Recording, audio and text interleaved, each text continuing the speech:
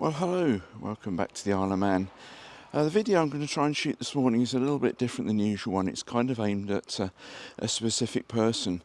My good friend Stuart, who was one of the first supporters of the Island Images website when I started it back at the end of the 1990s, beginning of the 2000s. I put a photograph of a location we're going to go to today, Keristal, on it, and he contacted me and said he was quite surprised that anybody even knew of Keristal and that I'd got the name right. So here we are, we're down the road a little bit in a place called Oakhill. So we're going to have a little look at Oakhill and then we'll go on to Keristal and hopefully end up on the beach there. Hope you enjoy. I'm standing on the old Castletown Road here in Oakhill, and the building just opposite is the old Oakhill Chapel, long been converted into private residence. Got a date of 1856 on the side of it. So we're going to walk down towards the railway bridge.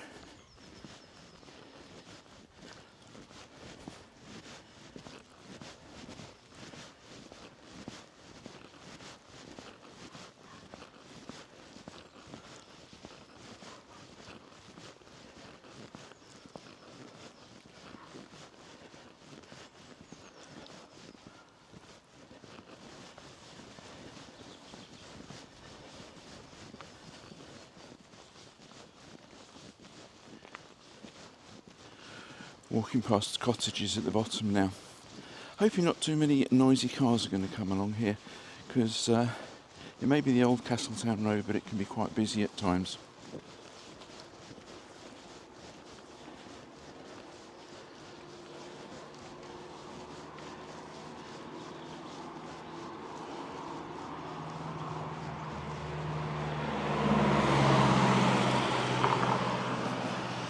And just coming up to the railway bridge now, where the road does quite a zigzag when it crosses over the steam railway. And a lot of drivers just take a shortcut across.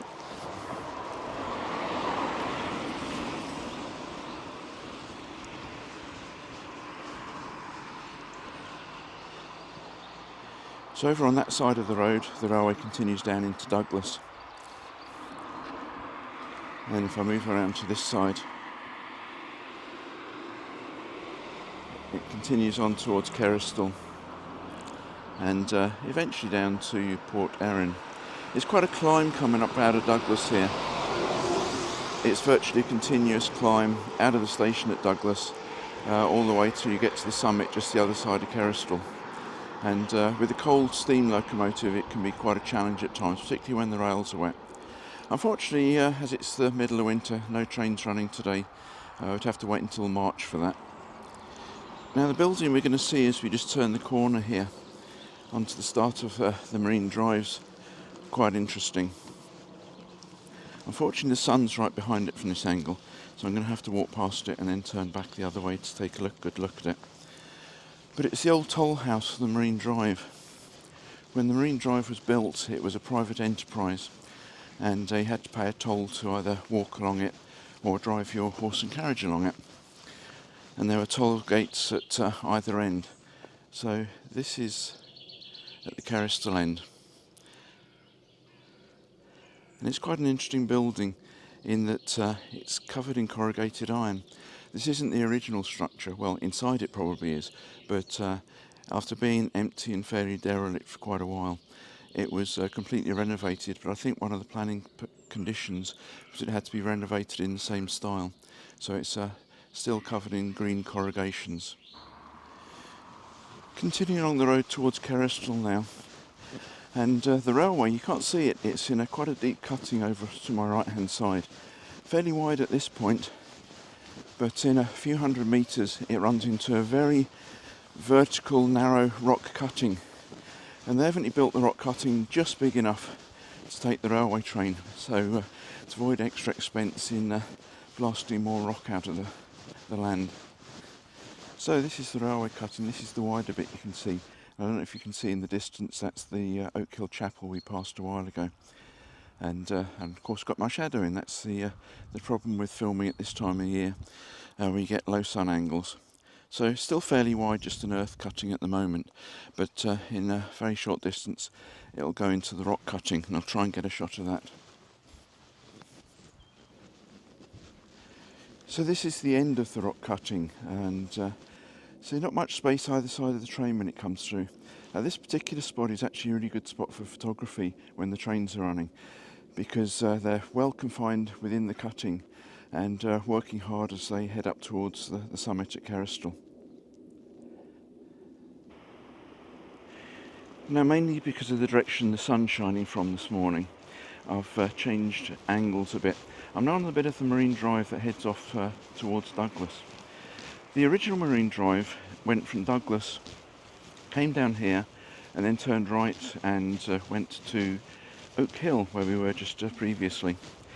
But a bit more was made towards the left of the junction here, towards Port Sodrick, but the road originally didn't go all the way to Port Sodrick. The owners of the Marine Drive built a tramway, the Douglas Southern Electric Tramway, along from Douglas Head and came all the way along here, across two quite spectacular viaducts, and it made the left turn here, and it proceeded to a terminus, not at Port Sodrick, but above Port Sodrick. And there you could either walk down, or you could catch a funicular railway down the cliffs. Story has it that boys were paid to pour water on the footpath to make it muddy, to encourage people to take the funicular. Whether that's true or not, I don't know. But we're looking down here. Actual Port Sodrick's out of sight behind the cliffs.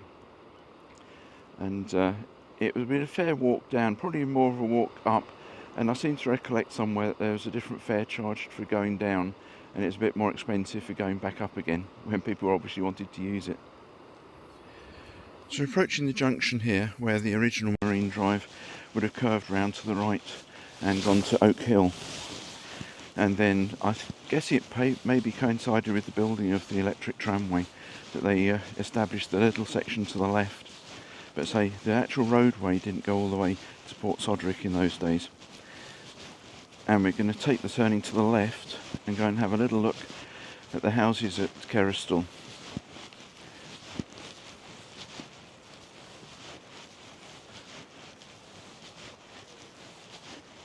The sun is yet again at a rather inconvenient angle, so I'm going to walk past the houses and then do a bit of film coming back in the opposite direction to keep the sun more or less behind me.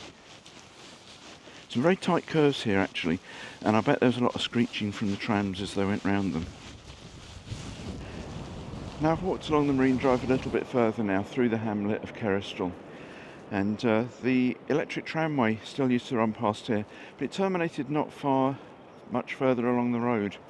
And interestingly, there was never any attempt to build any kind of interchange station between the Isle of Man railway, which you can see running on the embankment above, and the Douglas Southern Electric Tramway. The Isle of Man railway built their Port Sodrick station sort of much further down at the top end of Port Sodrick Glen. So it was quite a nice thing for the Victorian holidaymakers. They could maybe take the electric tram out to here, go to Port Sodrick, where there was a lot of entertainments available, and maybe have some oysters, cream tea, something like that, and then walk up through the scenic glen and catch the steam railway back to Douglas. There was another funicular at Douglas Head that was taken down to the harbour, and then there was ferries across the harbour if they didn't want to walk around the end. So here we're looking down onto Keristal Beach. It's high tide at the moment, so there's not a huge amount of beach down there, but I'm hoping to go down there shortly and get a few shots from down there to end up this little film. I mentioned my friend Stuart, and he never actually was resident on the island. He has got a good Manx surname, which I won't mention, but he used to spend a lot of his school holidays over here, staying in this area and walking down to the beach, and I gather he learnt to swim in a tidal pool down there somewhere. A few years ago we did go down there and we managed to find the location, but obviously the beaches and coastline change over the years, so we weren't 100% certain, but I think we got it. So I'm walking down on the side of the road now with the few houses of Keristal over on the left hand side. One's a quite modernistic design from the 1960s, very square with flat roofs. And just over to my right, over the railings, you can look down to the sea and the little headland that protects the beach at Keristal.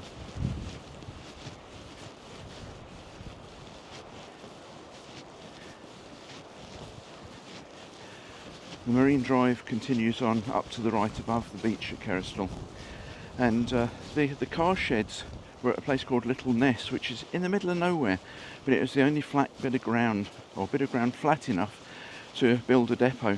So all the workmen, when it was operating, had to walk or cycle from wherever they lived to Little Ness before they could start their duties. And I bet they weren't paid for the travelling time in those days.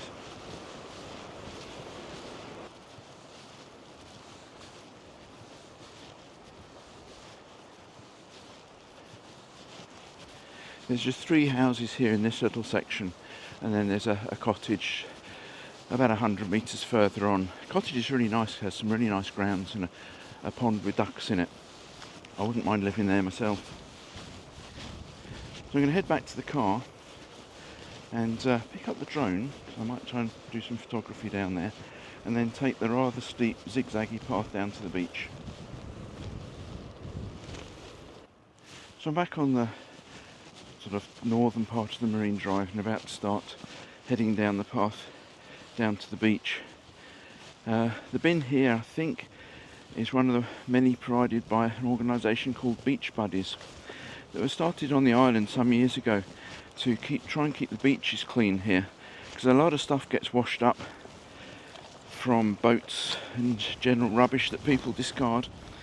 And they thought, let's try and clean the place up a bit, and they organise regular parties that go and clean beaches.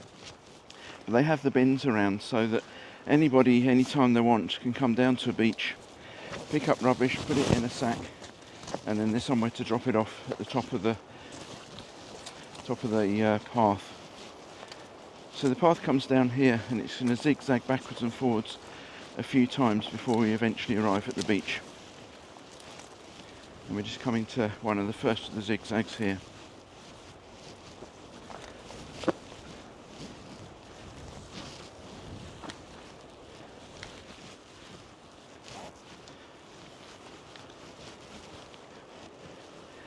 And with a lovely view back up to Keristal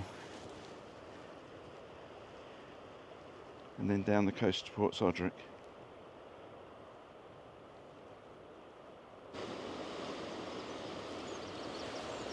Still progressing down the path, another zigzag to go before I get to the bottom, and there's not very much beach left uncovered at a high tide.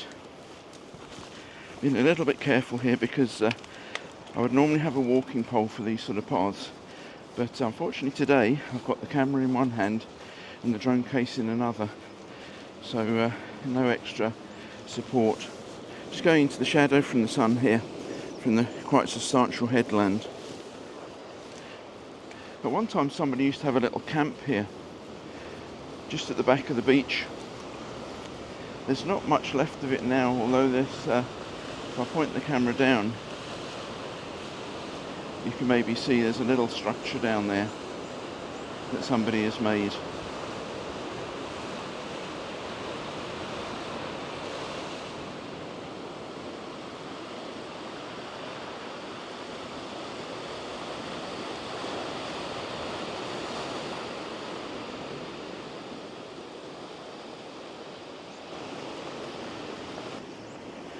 Okay, I'm on the last stretch of the path down now, and I think, if I remember correctly, there's a few rocks to climb over when I get to the bottom, so I think we'll probably need to slow the camera for that little bit.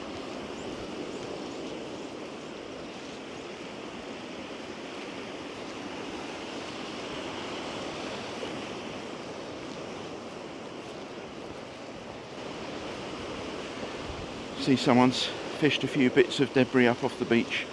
Fishing boxes are quite common. They're a bit careless, I think, on the fishing boats. I'm sure they don't want to lose them over the side, because I bet they cost a bit of money. But things happen, and they'll just get washed away. So just on the last few steps down to the beach now. Sorry if that was a bit uneven.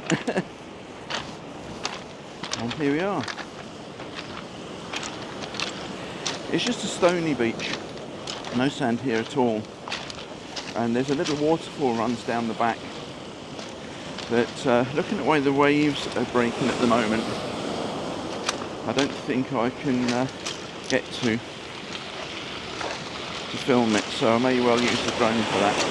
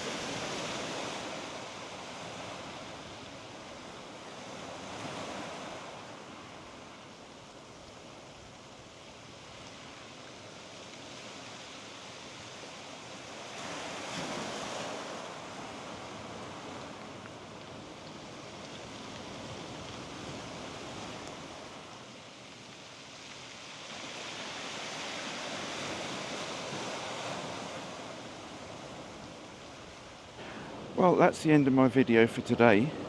Hope you've enjoyed it and seen some of the sights, and particularly hope that Stuart enjoys it. All that's left for me now is to climb back up that path and get back to the car at the top. Right, see you another time.